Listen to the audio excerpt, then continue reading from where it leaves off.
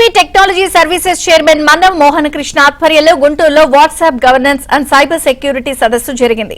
WhatsApp governance ద్వారా 900కు పైగా ప్రభుత్వ సేవలు పొందవచ్చని తెలిపారు. సైబర్ మోసాల పట్ల అప్రమత్తంగా ఉండాలని, బాధితులు 1930కి కాల్ చేయాలని సూచించారు.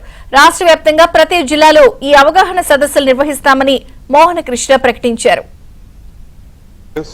రాష్ట్రంలో ఐటీ సర్వీసెస్ ని మరింత విస్తృతపరచడానికి, డిజిటల్ పాలనని ముందుకు తీసుకెళ్ళడానికి ఎంతో కృషి చేస్తోంది.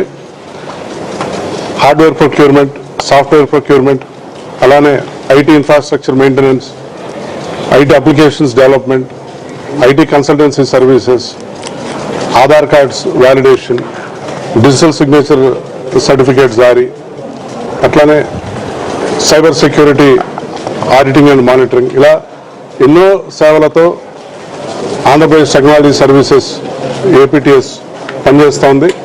ప్రజలకి ఇన్ని రకాల సేవలు అందిస్తోంది.